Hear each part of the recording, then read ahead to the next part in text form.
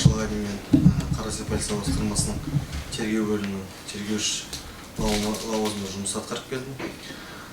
Сол уақыттарда, яғни 4-нен бастап, қаңтардың 4-нен бастап елімізде төтенше жағдайлар орын алғандықтан біз сол уақыттан бастап РУДы-да қонған болатынбыз. Және де төтенше жағдай болғаннан кейін бізде полиция қызметкерлерінің барлығы усиление дейді ғой, сондай аймақта қызмет атқардық. Сонымен қатар 6-сы күні біз барлығымыз полиция басқармасына түнедік, 5-6-сы күні. Сонымен 7-сы күні күндіз әдеттегідей жұмыс уақытында болып, жұмыста болдық.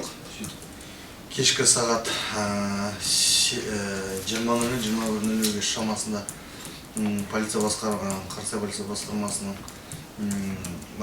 бастығының орынбасары Тұрпанбаев бізді тергеу бөлімін және анықтау бөлімін жинап алып, барлығымызға нұсқау берді. Яғни нұсқауында бізге айтты, қазір барлықтарын тергеу және анықтау бөлімінің барлық тергеушілері өздерінің компьютерларын, сонымен қатар компьютер құрал-жабдықтарын жинап, Қошмамбет ауылындағы әкімшілік ұстау несіне барамыз деді. Сонымен біз сол жерде ол нұсқау полиция басқармасының бастығынан деп айтты Тұрпанбай. Сөйтіп біз барлық компьютерлар жинап, әр тергеуші өзінің автокөліктеріне мініп, Қошмамбет ауылындағы әкімшілік ұстау несіне барған болатынбыз. Яғни бір автокөлікте 2-3 тергеушіден болдық. Барлығымыз өзіміздің компьютерларымызды алып келген болатынбыз. Қошмамбет ауылына шамамен бір 11-12 сағат 12 шамасына келген болатынбыз. Содан Қошмамбет ауылына келе сала компьютерларымызды жайғастырмай тұрып бізге сол жерде жаңағы учаскелік полиция қызметкерлері, криминалдық полиция қызметкерлері барлығы активі залға жиналып атқан көрдік. Сонымен Тұрпанбаев та бізге айтты, жиналыңдар, анықтау және тергеу бөлімі шамамен бізде 15 адамдай болды. Тергеу, анықтау бөлімін қосқан кезде. Активі залға кірген кезде ол жерде бізден басқа тағы да басқа қызметкерлер болды. Яғни Жамбыл ауданының 4 тергеуші, 4-5 тергеуші, ұлттық қауіпсіздік комитетінің қызметкерлері 3-4, Жамбыл ауданының, Қарасай ауданының қызметкерлері, яғни ұлттық қауіпсіздік қызметкерлері, одан да басқа басқармасында қызметкерлер болатын. Сол кезде актив залға жиналған кезде тергеушілер бәріміз отырдық. Тұрпанбаев жаңағы неде актив залындағы трибунаның қасында тұрып, яғни ол жерде ұлттық қауіпсіздік комитетінің қызметкерлері, яғни Жамбыл ауданымен және Қарасай ауданының қызметкерлері бірлесе отырып бізге инструктаж жүргізген болатын, нұсқау жүргізген болатын. Нұсқауда олар бізге қазір Алматы қаласынан жаппай тәртіпсіздікке қатысқан адамдарды осы жерге алып келеді. Сендер олар алып келгенде олардың көздеріне, басқа жеріне сөйлеспеңдер, ешқандай да әңгіме дүкен құрмаңдар олармен, тек қана қалған басқа іс-шараларды, яғни оларды қабылдау, тарату, олар бізге жүктелген. Сендер ешқандай тергеу әрекеттеріне басқа да келген уақытта ешқандай қатыспайсыңдар деді. Содан ол кісілер нұсқауларын, инструктажын жүргізіп болғаннан кейін барлығы шығып кеткен. Тұрпанбаев тергеу және анықтау бөлімін өзі жеке дара шақырып алып, олар Тұрпанбаев бізге басқаша нұсқау берді, одан кейін қайта нұсқау берді. Яғни өзінің нұсқауында айтып тұр, сендер қазір өздерінің алып келген компьютер құрал-жабдықтарын кабинеттеріңе орнатыңдар. Жаңағы адамдар келген уақытта сендер ешқандай оларды алып кіру, камераларға орналастыру, жаңағы фильтрациясын жүргізу, онда ешқандай тергеу әрекеттеріне қатыспайсың. Сендердің тек қана анықтау мен тергеу бөлімінің міндет тек қана жауап алу. Яғни жауап алуды сендер ертеңнен бастап, яғни 8 күні таңертеңнен бастайсыңдар. Осыны естіген біз 2 күн ұйықтамаған болатын. Сол күн яғни 6-сы 7-сі ұйықтамағандықтан біз қуанып кетіп, тергеушілер барлығымыз кабинеттерімізге құрал жабдықтар, компьютерларымызды барлығын орнатып болғаннан кейін ұйықтап болдымыз. Яғни бір кабинетте 2-3 тергеушіден болды. Мен отырған кабинет алдында көргеніңіздей екінші қабатқа көтерілген кезде оң жақтағы бірінші кабинет болған болатын. Ол кабинетте яғни Кубиев деген тергеуші екеуміз жаттық. Яғни бізге ешкім кедергі келтірмесін деп сол уақытта біз есікті жауып алып екеуміз ұйықтап қалған болатынбыз. Ал неге бізді тергеу бөліміне және анықтау бөліміне ешқандай жаңағыдай өзімізбен бірге басқармадан ешқандай қару берілмеді. Тек қана жаңағы бронежилет болған болатын. Ол жаққа келген уақытта да тергеу бөлімі және анықтау бөлімінің ешқайсында полиция қызметкерінің формасы болмады. Барлығымыз гражданский киімде болдық. Барлық тергеушілерде анықтауда ешқандай камуфляж немесе форма болған жоқ. Сонымен 8 күні сөйтіп ұйықтаған болатынбыз. Кубиев екеуміз есікті құлыптап. 8 күні таңертең сағат 8-де или 7 шамасында басқарма бастығының орынбасары Тұрпанбаев бізді тергеушілер бәрі анықтаушыларды кабинеттерінен оятып, сендерге қазір адамдарды алып келеді, жауап аласыңдар. Жауапты біз қандай іс бойынша аламыз дегенде, ол кісі бізге айтты, яғни аварийный РДР бар, қозғалды іс, сол бойынша барлығынан куәгер ретінде аласыңдар деді жауап. Біз содан кейін қарадық, аварийный РДР номерін берді бізге, көрсетті. Шынымен де қылмыстық іс қозғалғанын көз жеткізгеннен кейін біз өзіміздің кабинетіміздегі жаңағы бір кабинетте жаңағы Кубиев екеуміз отырған болатынбыз. Екеумізге бір адамнан, яғни басқарманың қызметкерлері, яғни учаскелік полиция қызметкерлері, не болма жаңағы криминалдық полиция, ювеналдық полиция қызметкерлері және СОБР қызметкерлері бізге адамдарды бір-бірден алып келген болатын жауапқа. Яғни біз олардан мынандай адамды, мынандай атты адамдарды алып келсін деп айтқан, өздері алып келе берді барлығын. Кімнен жауап алынбаған, солардың барлығын. Сол кабинетте Кубиев екеуміз бір адамнан жауап алып отырдық. Мен жауап алған адамдардан, мен шамамен бір 10 шақты немесе оннан аса адамнан жауап алған болатын. Оларды жауап алу барысында барлығы, мен жауап алған адамдардың барлығы бір компанияда істейміз деп, жұмыс атқарамыз деп айтқан болатын. Олардан жауап алу барысында жаңағы беттерінде бір-екеуінің бетінде сырылған, көгерген мен байқаған болатын олардың беттерінен. Жауап алу барысында мен олардан сұраған болатын, не болған, не жағдай болды деп сұраған кезде олар бұрын деп жауап берген болатын. Сол кезде мен тұрдым да өзім ойладым. Значит, олар жаңағы ұсталған уақытта, при задержании дейді, ұсталған уақытта сол дене жарақаттары келтірілген болады деп ойладым. Алайда ол кісілерден сұрағанда мен арыз шағым бар ма, немесе де арыз жазуға құқығым бар деп айтқанда олар жоқ, біз ешкімге ешқандай арыз шағымы жоқ, ешкімге арыз шағым жоқ деп жауап берген болатын. Сонымен қатар жауап алу барысында біз тек қана олардың жаңағы Алматы қаласында жауап алушыны менің анықтағаным, олар барлығы жаңағы бір компания істеген болды, және Алматы қаласындағы жаппай тәртіпсіздікке қатыспағаны анықтадым. Сонымен қатар олар Алматы қаласында жаппай тәртіпсіздік болып жатқандықтан олар өз елдеріне қайтып бара жатқан азаматтар екенін маған мәлімдеген болатын. Сол уақытта мен түсіндім, что олар жаңағы жаппай тәртіпсіздікке қатыспағандықтан ешқандай террорист, басқа да не емес екен.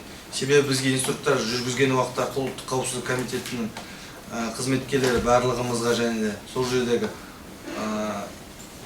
басқа да қызметкерлерге де бүкіл басқарманың қызметкерлеріне қазір алып келетін адамдардың барлығы террорист, олар барлығы Алматы қатысқан, жаппай тәртіпсіздікке қатысқан адамдар, бүлдіргіштер деп айтқан болатын. Сонымен қатар қазір деп естіген болатынбыз. Алайда мен жауап алу барысында олардың ешқайсысына ешқандай жаппай тәртіпсіздікке қатыспағанын анықтаған болатын. Сөйтіп, мен шамамен сағат 4-5-ке таман жауаптарымды аяқтап болғаннан кейін 4-5 қандай уақыт? Иә, түскі уақыт, түстен кейінгі уақыт. Содан сол уақыттарда мен барлық жауаптарды алып болғаннан кейін Тұрпанбаевқа және тергеу бөлімі, сол уақытта тергеу бөлімінің бастығы Сағынбек Азаматқа жауаптарды берген болатын екеуіне. Сол алып болдым міне деп. Оған дейін, оған бермей тұрып, біз бергеннен кейін, шамамен сағат кешкі беріп болғанын жауаптарды Тұрпанбаев тағы да тергеушілер жинап алып отырған кезде айтты. Басқарма басының нұсқауы келді. Басқармада, яғни РОВД-да тергеуші тәуліктік кезекшілікке түсуге адам құпия тұр. Сондықтан кім барады? 2-3 тергеуші керек деді. Сол уақытта мен тұрдым, Тұрпанбаевқа айттым, мен барайын онда дедім. Сөйтіп, кешкі сағат 21:00-ге шамасында мен аталған Қошмемет ауылындағы әкімшілік жазаға тартылған мекемеден шамамен сол кешкі уақыт 9:20 немесе 21:00 шамасында мен кетіп қалған болатын. Кетіп қалған уақытта қасымда жаңағы Кубиев болды және тергеу бөлімінің бастығы Сағынбек Азамат болды. Ол бірақ менің алдымнан бір сағат бұрын болды. Бір сағат алдын кетіп қалған болатын. Себебі ол тергеу бөлімінің бастығы болғаннан кейін, ал мен тергеуші болған, өзімнің компьютерлерімді жинастыруым керек болған болатын. Яғни өзімнің автокөлігіме салып. Сондықтан ол бір сағат бұрын кеткен болатын. Тұрпанбаев айтты, сол басқарма бастығының нұсқауы келді. Тергеушілер жетпей жатыр тәулік кезекшіге. Сөйтіп өзімнің айттым, желаниемді айттым, мен барайын онда дедім. Сөйтіп жаңағы тергеу бөлімінің бастығы бірінші кетіп қалды өз автокөлігін, соның артынан кейін мен өзімнің компьютерлерімді жинап кеткен болатын. Аталған қылмысқа не болмайды, басқа да іс-әрекеттерге менің ешқандай білмеймін, қатысым жоқ. Себебі біз тергеушілер және анықтаушылар болғаннан кейін біз білеміз, ондай не жаңағы қабылдау немесе тарату ол біздің ешқандай функционалдық нелерімізге кірмейтін. Сонымен қатар оның қандай жаңағы последствиясы болатынды біз білеміз тергеуші болғаннан кейін, қанша уақыт тергеу қызметіне атқарып жүргеннен кейін. Вы не досказали, почему я тут на вас проходил? Айттым ғой, мен бағана айтып өткенде. Не договорили. Айта кетейін тағы да, екінші қайталап өтейін. Яковтың көрсету себебі мен ойлаймын, ол осыған дейін, тергеп тексеруге дейін менің алдымда, яғни менен жауап алмас бұрын, яғни арнайы прокурор оған, ол шамамен айтып отырмын сізге, 10 шақты адамды көрсетті деп, 10 шақты адамды көрсетті. Одан кейінге ол сол 10 шақты қызметкерлер көрсеткенін белгілі болғаны, олар ол жерде болмағаны, басқа жерлерде болғаны белгілі болды. Сол себепті мені шақырғаннан кейін, мен сол жерде болды деп жауап бергеннен кейін, ол соны айтты да, сол айтып отыр. Оның жауабын жоққа шығарып айтып отырмын сізге. Куәгерлер, 3 куәгер бар. Оның жауабын толыққанды жоққа шығаратын. Сол менің жауабым сізге. Скажите, все следователи были в бронежилетах? Барлық тергеушілер бронежилетте болды. Тек айтып отырмын сізге, барлығы болды. Тұрпанбаевқа дейін болды бронежилетте. Тергеушілерге қару-жарақ керегі жоқ деп ойлаймын. Біздің қару-жарағымыз бұл компьютер болады. Вопрос исходит из ваших показаний. Вы сказали насчет сломанного носа Якупова. Если ранее сломанный нос, она может еще раз сломать или уже не сломаешь? Мен оны носым болған білмеймін, мен сізге айтып отырмын. Оның айта кетейін сізге қазір осы жерде айтып отырмын. Депонерден мен сұрақ қойдық қойған. Мұрның сынған ба, немесе қисық болған ба деп сұрақ қойдық. Ол жоқ, нақты жоқ деп жауап берді. Сол кезде біз қарадық, онда сотқа да назарына ұсынған болатын, сол жаңағы фотокестені, яғни фотоны, 2-3 фотоны көрсеткен болатын. Оның мұрны сол бұрыннан сынған, яғни оның 2012-де, 2019-да немесе 2020-да сынған, сол кезде қисық болып тұрған. Ол бізге депонированиеде сотқа жалған ақпарат беріп отыр, яғни мұрны ешқашан қисық болмаған туралы және сынбаған туралы мәлімдегендер болатын.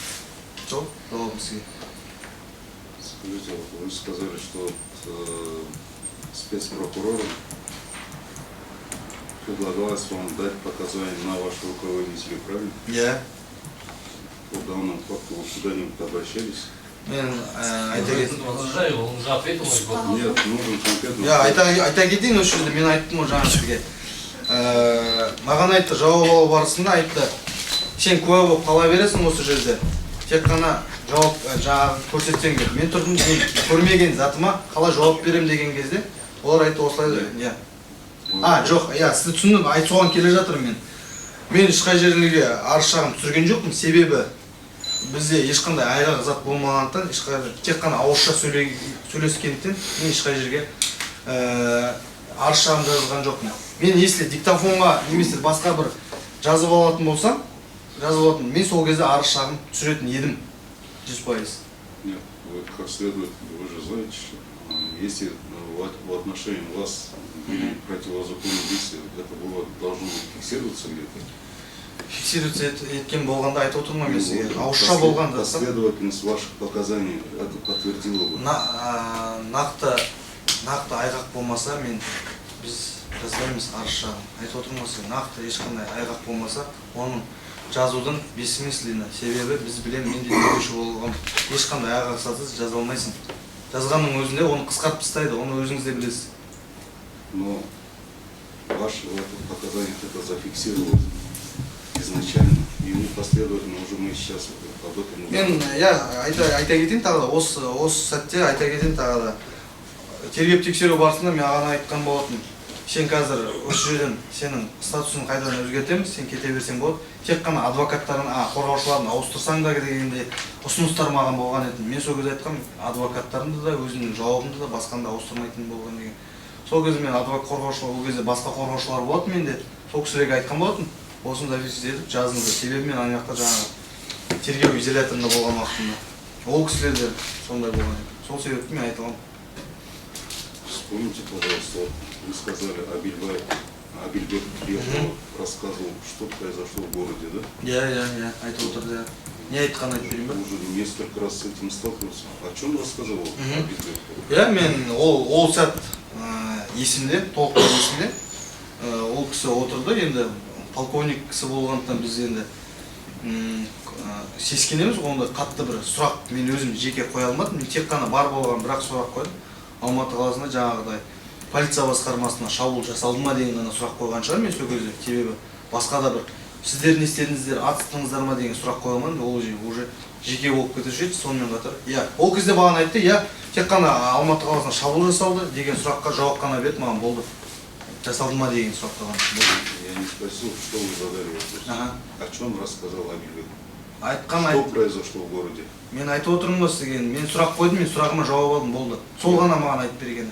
Уважаемый суд, прошу снять вопрос. Друг К этому делу уважаемый суд. Это связано с этим делом, потому что из этих происшествий произошло эти пытки. С вечером, я считаю, связано. Хорошо, вам вопрос слушаю. Ол айтқаны бұл, жаңағыдай... Что произошло-то? Алматы қаласында ма? Алып сұраймыз, оның бәрі видеода тұр ғой, көре беріңіз интернетте. Бәрі тұр ғой, сол жерде не болған? Я хочу именно от подсудимого услышать. Хорошо, чем объяснить? Дайте ответ короткий. Мен айтып отырмын ғой, мен сұрағыма жауап бердім, болды. Мен қалған әңгімесін мен тыңдаған жоқпын, болды. Хорошо. Есть еще? Скажите, вы допрашивали Якупова? Тағы да қайталап өтейін, мен ешқандай жәбірленушіге қатысты тергеу әрекеттерін Хорошо, в отношении Сейла. Жоқ, мен де алдына осы сотта бірінші. Иманбажаева. Жоқ, ешқандай, жоқ. Скажите, что вы можете сказать по тому, как Сейл в отношении рассказал, в отношении вас? Ол, мен жоғарыда айта кетейін сізге тағы да. Ол осы сотқа келгенде айтты. Ол жаңағы беттестіру тергеу әрекетінде де көрген болатын. Мен бірінші ол кезде де айтты, бұл емес деп айтқан болатын. Сотқа да айтты, назарына да айтты, бұл емес деп айтты. Бұл болу мүмкін емес деп айтты. Сол себепті мен оны бірінші рет көргенде ол өзі айтты. Мен бұл мүмкін. В ходе очно говорите? что он так говорит. иә себебі иә жауабым мен есімде жоқ, жауабын қарасаңыз айтады. Болуы да мүмкін, болмауы да мүмкін деген жауабы бар. Не, вот именно при ваш вот точно сталкиваться, поэтому я вопрос задаю. Вы сейчас, по-моему, неправильно проносите. Жоқ, жауабын оқып көрсеңіз, айтса сол жерде жауабы бар. Осы болуы да мүмкін, болмауы да мүмкін деген бар. И жаңағы. Иә, сонда ғой, мен есімде жоқ оның жауабы. Шамамен, иә. Сөйтіп айтқан болатын. Және сотта да келіп айтып, соттың жазасында айтқан болатын. Бұл емес деп айтқан. Иә, соны айтып отырмын мен сізге. Иә, иә. Құрметті сот, рұқсат бекен, сот отырысында Сейіл жауап берді, бұл Шойбек ұрмағандығын айтып берді, қайтадан сол сұрақты қойып отыр. Сейілдің өзі жәбірленушінің өзі айтып берді осы жерде. Шойбек ұрған жоқ, шатастым деп айтты. Он не говорил, что не бил. Он говорил, могу ошибиться, сказал. Сот, сізге айта кетейін, сотта айтты ғой, бұл емес, мен шатастым деп айтты. Сол ғой. Он сказал, что, возможно, он не говорит, что ошибся. Он вас не исключает. Вы говорите защиты, как будто вас исключили уже из подозрений. Уважаемый суд, разрешите на очной стадии между Всё. Сейм и Шойбеком. Пожалуйста, есть записи. Что одно и то же? Что говоришь? Құрметті сот, он толы учетын Все, сядьте, пожалуйста. Вопрос какой? Что за... Есть же пояснение по АДВ, что он сказал. Что тут спорить? Пока не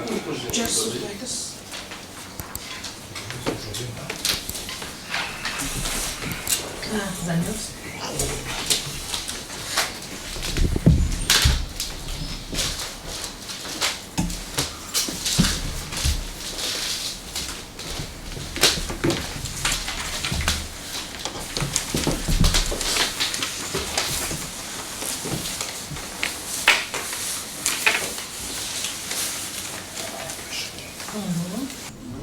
Скажите, пожалуйста, Шойбеков, вы сказали, что вы с 22 года работаете в Карасайском УВД следователем. Жоқ, 22-ден емес, 18 жылдан бері. А, он 18 жаста. Қазір де сонда істейсіз бе? Жоқ, Қазір қайда істейсіз? істемеймін. Кеттіңіз бе? Жоқ. Қарсыдан басқа жерге кетіп қалдым, иә. Қай жерде істейсіз? Ешқай жер істемеймін.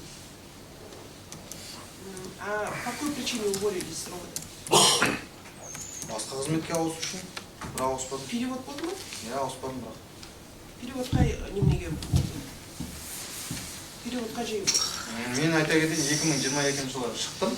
2022-нің аяғында жұмыстан шықтым. Қарасай, себебі мен тергеуден қатты көп жұмыс болып кетті. Мен шыққан болатын, сол себепті. Сосын бір жыл жұмыссыз болдым.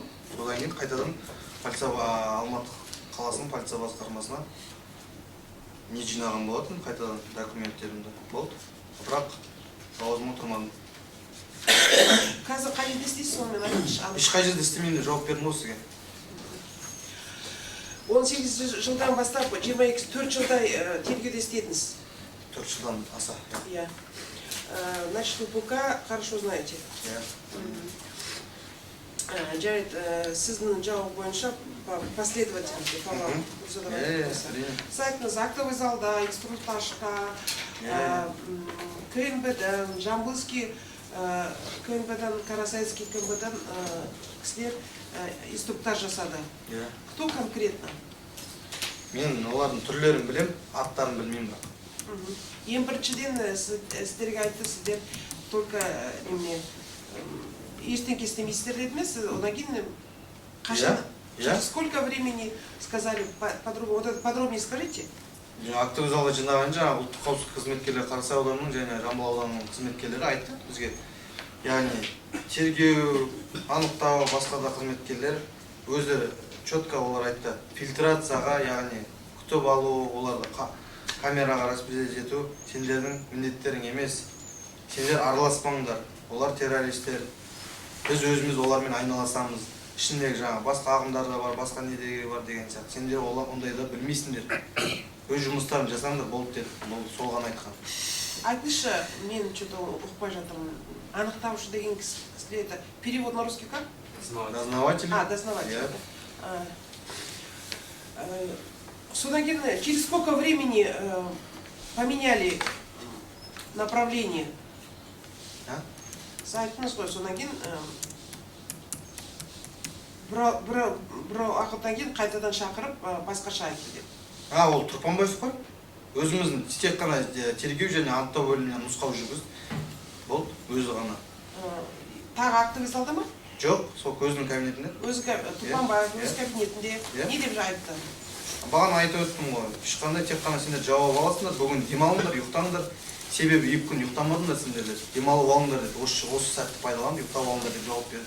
Содан кейін сіз айттыңыз немене іс туралы. Қандай іс қозғалды? Оны айтты, әрине айтты. Соны қалай айтты? Бізге аварийный РДР, яғни единый... Ладно, понимаешь, зачем расшифровывать, да?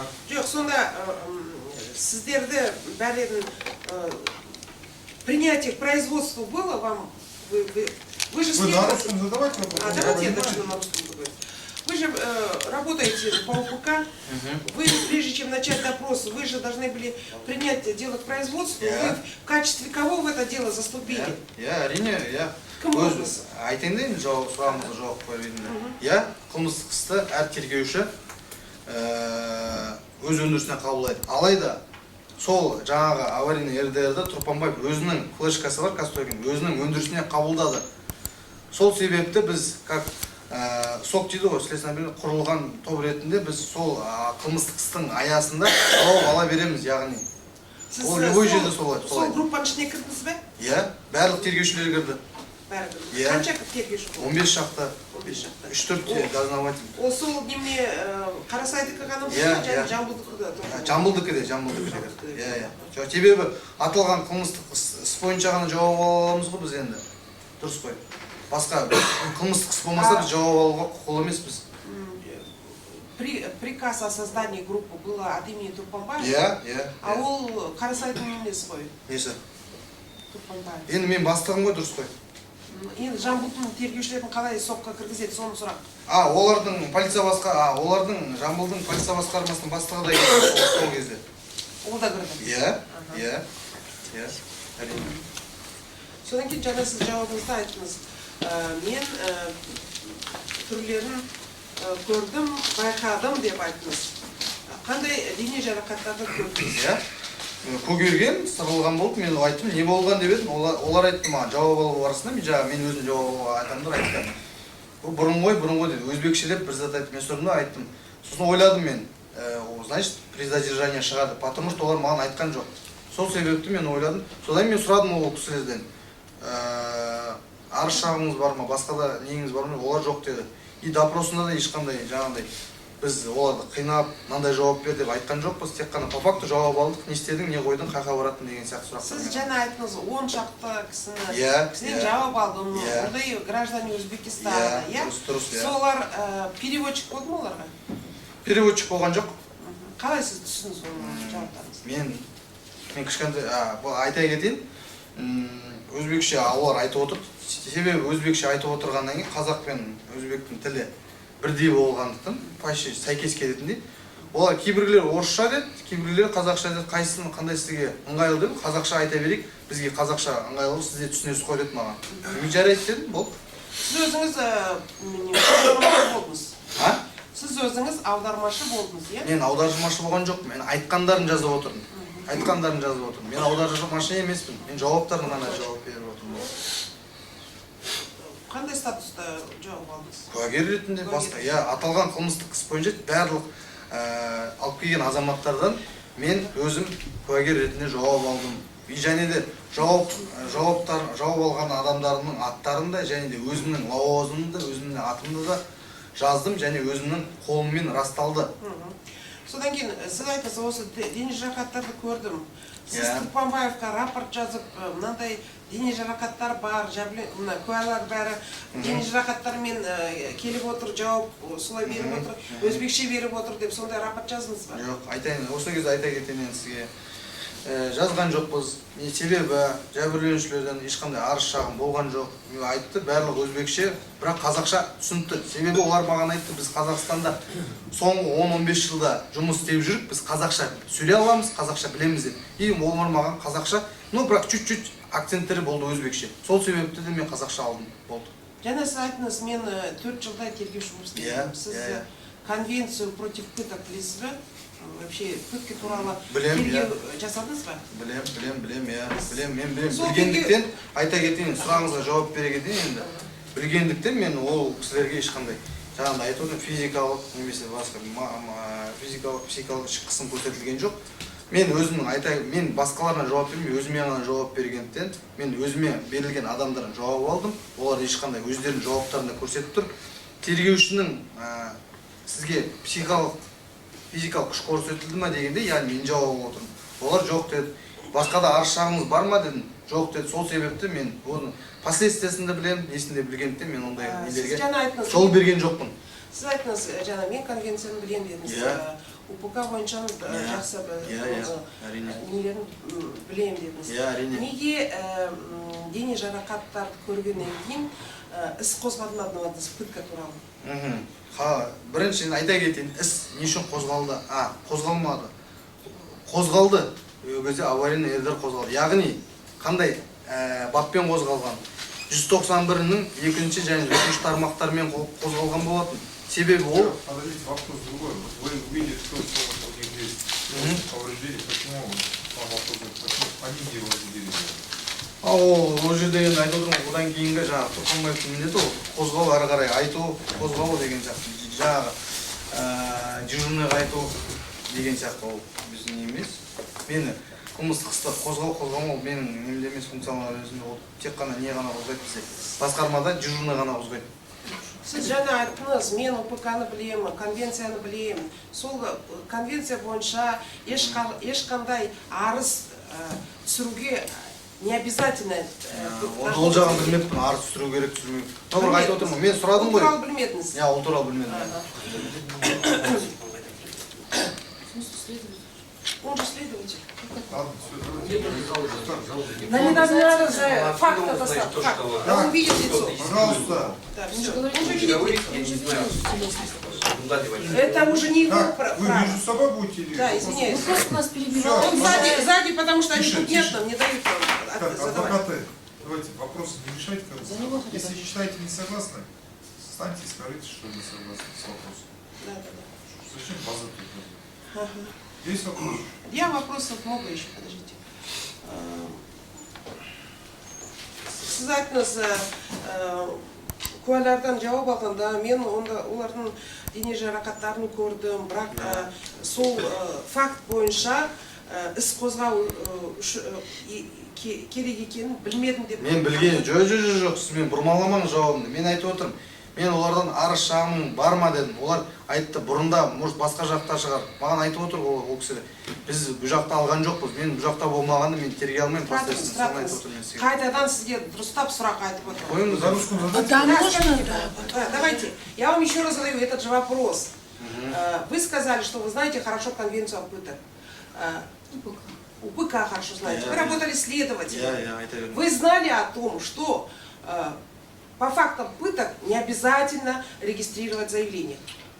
Жоқ, осы кезде айта кетейін енді. Ой, так, уважаемый суд, сделайте замечание, они не дают нам, прям сзади бубнят, вот не дают концентрироваться, задавать вопрос. Вроде солидные люди, не вот интересуют. Коллега, вы задавайте вы вопросы мешаете, на я русском, за- да? вы И мешаете. Хорошо, я буду- қазақша сұрақтарыңыз мәнісі жоқ. Жоқ, айтып жатыр да, ол дене жарақатын сырттан алған. Все, пожалуйста, все, тише, все, присядьте все. Трусы пытки. Волга, Роспарва, у вас не получается, суд же вам который раз говорит, на русском задайте, Хорошо, я буду мысль задавать. по-другому формируйте. Хорошо. На русском задавайте, он прекрасно понимает. Так, ответ он же сказал, я не знал, что в пытках есть такая норма, что можно и без заявления. Следующий вопрос. Все. Ну, что на ровном месте ссоритесь, ругаетесь. Давайте, еще есть вопрос? Сол, На русском задавайте, без извиняюсь, слов. да. Давай. Да, потому что я на казахском его слова записывала. Ну, Всё, вы не можете ставить все Перевожу слова. сейчас, Да. да.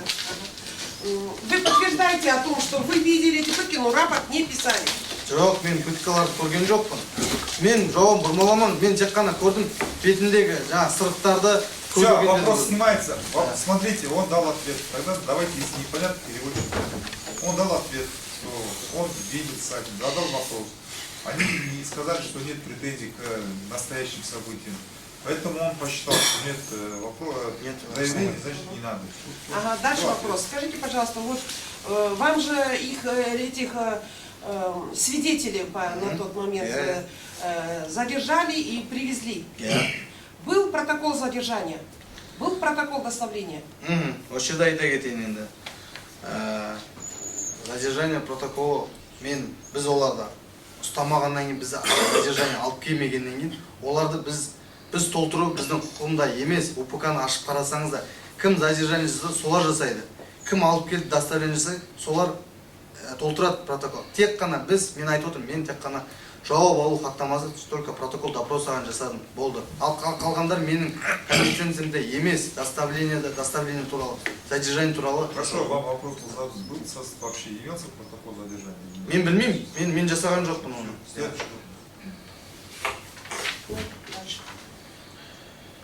Жана, сейчас задавали вопрос, почему именно Якубов, Маматкул и Исламов, Жасур прямо указывают на вас, а также Есиль.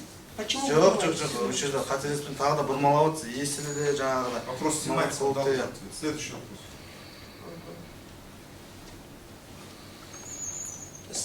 Вы сейчас сказали, что на очной ставке, когда задали вопрос Якубову ранее, ломали ли вам ему нос, он ответил нет, и вы предоставили фотографии. Это было прямо на очной ставке? Тағы да бұрмалап отыр, ол тек қана неде ғана болды, айтып отырмын ғой сізге жаңағы. Мен ол кезде көрсеткен жоқпын тергеуші. Ол жаңа депонированиене ғана болды. Ондай беттесу әрекетіне ондай мен болған жоқ сөз. Хашан, когда вы предоставили эту фотографию? Сотқа депонированиеге алып келіп бердім. Көрсеңіздер болады. Сотта, сотта. Осы сотта да депонирование. Осы сотқа да назарын ұсындық. Сіз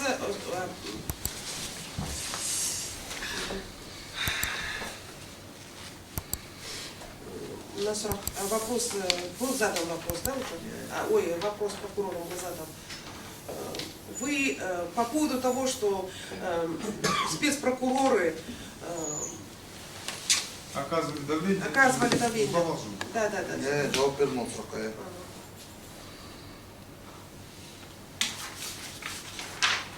Дальше.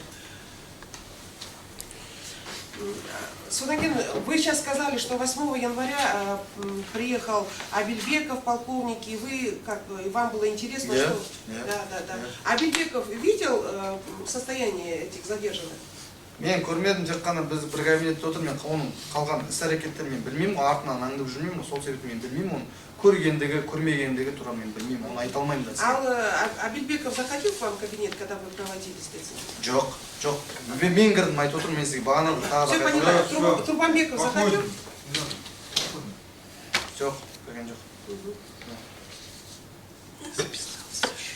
Есіктер барлығы ашық тұрды. Указание о том, что вы будете проводить все-таки следственные действия, было от Тупанбаева.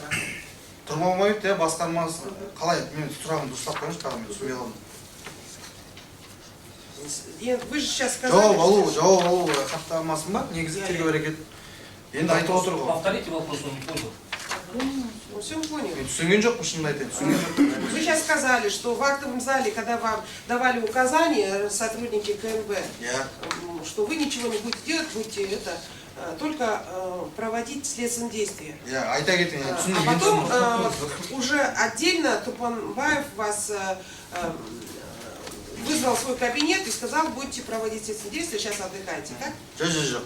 Жаңағы ұлттық қауіпсіздік қызметкерлері айтты, тергеумен анықтау тек қана өздерінің жұмыстары, тергеу, яғни жауап алу ғана деді. Одан кейінгі Турбанбаев екінші жиналған кезде бөлек олар айтты, ұсталған азаматтардың по факту жауап алыңдар деді. Бізге ешқандай бұрмалап, немесе ол қатыстыңдар деп алмаңдар. Не істеді? Қаяққа барып жатыр, қаяқтан келеді, сол туралы ғана жауап алыңдар, болды. Ешқандай бұрмалап, сендер қатыстыңдар деген ондай жауап алсын деп бізге ешқандай нұсқау берілген жоқ. Ол жаңағы ұлттық қауіпсіздік қызметкерлерінен де, жаңағы Турбанбаевтан да сендер бұрмалаңдар жауаптарын, ондай жауап болған жоқ нұсқау. Ну, однако, проводили следственные действия, допрос свидетелей, вы по указанию Турбанбаева. Енді тікелей бастығым, ол айтты маған, аталған жаңағы аварийный ердермен қозғалған қылмыстық іс бар. Сол қылмыстық істің аясында жауап аласыңдар деді. Одан басқа біз олардан жәбірленуші ретінде немесе жаңағы подозреваемый ретінде жауап ала алмай, тек қана куәгер ретінде ғана аламыз, дұрыс қой енді. скажите, пожалуйста, получается, по вашим показаниям, вы всего сутки там были, да? Не сутки, не сутки. А сколько? Ойлаңыз. Енді түнгі 12-де келдім. Енді кешкі сағат 8-9-да қайттым, сутка болған жоқпын. Сутка Болған жоқпын. Ну, за это время вы отдыхали, сказали. Там были места для отдыха вам? Мне нет, потому что біз осындай столдар қойып, соя қажат. Вы на столе спали? А? Вы на столе спали? Да, я. Скажите, а вот в камерах, где вот содержались эти, что там было? Мен камералар көрген жоқпын, мен алдында бірінші рет көрдім осы жерге барған кезде. Мен олар камералар аралайтын уақытым болған. А вы, подождите, Давид, вы не видели, вы наверх не поднимались? Да. Нет. Скажите, пожалуйста, а вы видели вообще, когда их заводили? Жоқ, көрмедім. Айтып отырмын, біз естідік, азанда біз тұрғаннан кейін тергеушілер айтты, басқа да қызметкерлер айтты, ал Все, кеше мы алып поняли. кетті. Дальше, скажите, пожалуйста, ну вы почти целый день там были, ночью, вечером. За это время кормили вас? Нас? Да. Я кормили болғанда бізге жаңағы алып Жоқ, келді. вас и вот задержанных кормили? Я донер алып келіп берген болады, мен болған күні, сол күні донер алып келіп берді. Аким Аттанбай, білмеймін, басқа біреулер алып келіп берді, донер коробкамен и мынандай үйлермен алып келіп берген болатын. Сол кезде, Сізге келді? А? Вам принесли? Бізге келді, я. Ал задержанный? Мен білмеймін олар. 118 кісіге? Олар білмеймін. Білмейсіз, да? Олар білмеймін. Ал енді туалет істеді ме, су болды ма? Питьевая вода? Именно питьевая вода? Мен ол жерден су ішкен жоқпын, қолымды да жуған жоқпын. Мен білмеймін, су болған болмаған туралы. Енді донер ғана жеп болған жоқсыз? Мен су айттым ғой, не алып келіп берді ғой бізге, сусындар алып келіп берді ғой. Сіздерге әкелді? Иә. Қалғандарына айта алмайсыз? Мен білмеймін деп тұрмын ғой, сізге қалай жауап беремін, білмейтін затымды. Ал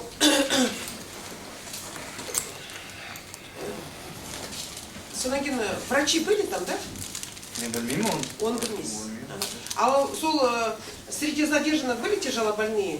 Мен айтып отырмын ғой, мен көрмедім, мен тек қана жауап алған Никто не просил у вас медицинской помощи? Жоқ, мен жауап алған адамдардан ешкім көмек сұраған жоқ менен. Жоқ, сұрақ жоқ болды. Да, у меня есть вопрос. Скажите, у вас была возможность отпустить задержанных? Жоқ, болған жоқ. Но они же свидетели, как они могли удержать? Жоқ, мен айтып отырмын, қылмыстық істінде аядым, мен оларды шақырып отырған жоқпын, и мен оларды жіберіп отырған жоқпын. Сол себептен тек қана менің Хорошо, скажите, вы проработали следователем почти 4 года. Насколько законно удерживать допрошенных свидетелей, уже допрошенных свидетелей, удерживать, задерживать, чтобы они там находились в статусе свидетеля при без оформления? Насколько это законно? Без оформления емес па, ол жерде барлығы оформлено, не десек қылмыстық іс. Дәу выяснение обстановки дейді ғой, барлығы жерін егжей-тегжей білмей тұрып, жібермейді. То есть они находились там до выяснения обстановки? Потому что мен айтып отырмын, мен жауап қана алдым, мен одан кейін оларды көрмедім, может жіберген шығар деп ойладым, басқа деген мен білмеймін оларды. До выяснения обстоятельств? Иә, әрине. Скажите, вот у вас вас ознакомливались с приказом о том, что СПА переносится под ИВС? Ондайды білмейді екен, бірінші рет естідім. Нет такого приказа, да? Білмеймін, мен ондайды көрмедім. Но при этом вот вопрос, тот же вопрос, правильно меня услышите, вот. Вы же имеете образование юридическое. Законно ли свидетелей удерживать, задерживать? Даже если до выяснения обстоятельств. Но это же может длиться несколько суток. Несколько суток екен мен білмеймін. Мен оларды, мен айтып отырмын, мен сізге айтайын. Конкретно по потерпевшим же. Мы же не уходим в дебри. Именно по потерпевшим. Подождите, Стоп, можно, стоп, уважаемый стоп, суд, стоп, постоянно Қойсын, әрине. Постоянно перебиваю. Перебивайте. Қойыңыз. Задавайте еще. Да. Свидетелей удерживать, задерживать несколько суток без оформления документации. Насколько это законно? Біз жауап бере кетейін, ол жерде незаконно емес. Біріншіден, мен тек қана сол моментті айтсаңыз, задержание несколько суток деп бұрмаланды, мен уже сутка болған да жоқпын. Мен тек қана сол күні болдым, жауабын алдым, болды кеттім. Ал одан кейінгі іс-әрекеттер, мен саған айтты, сізге айтайын, одан кейінгі іс-әрекеттер маған қызықсыз, мен білмеймін оны. Сол мен сізге жауап. Вы следователь, как следователь, насколько законно удерживать? Вот конкретный вопрос, да, нет? Жауап, законно, сол жерде ма? Именно сол жерде ма? Несколько суток законно емес. Мен айттым, сол моментте задержаниясы законно. Жауап алу законно ол жерде, я. Можно один вопрос? Қойыңыз, әрине. Да. УПК бойынша, по УПК свидетели сколько времени могут задерживать? Экзамен емес то, укладывать. Хорошо, Нет, ну, хорошо. Там устроить. Стоп. Тұрғой оқи салсаңыз, оқи Какая салыңыз. статья и сколько суток? Мен сізге не үшін айтамын оны? Мен тест емес қой бұл Тише, сізге. тише, тише. Білмейсіз. Тише, не надо комментировать, лет пробить учите. Вопрос задайте все. Не надо на знание закона. Вопрос задайте все. Да, сколько времени можно? Вопрос снимается, Хорошо. говорит, не надо его проверять на знание закона. Да вот сомневаемся. Сомневайтесь при себе комментарий, пишите, пожалуйста. Нет вопроса. У адвоката это там есть? Да, еще один вопрос. Скажите, вот вы сказали, что там ни за что не отвечали, вот, да, вся ответственность на вас.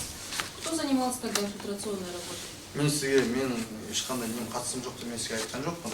Мен қатысым тек қана жауап алу болды. Кто занимался фильтрационной работой?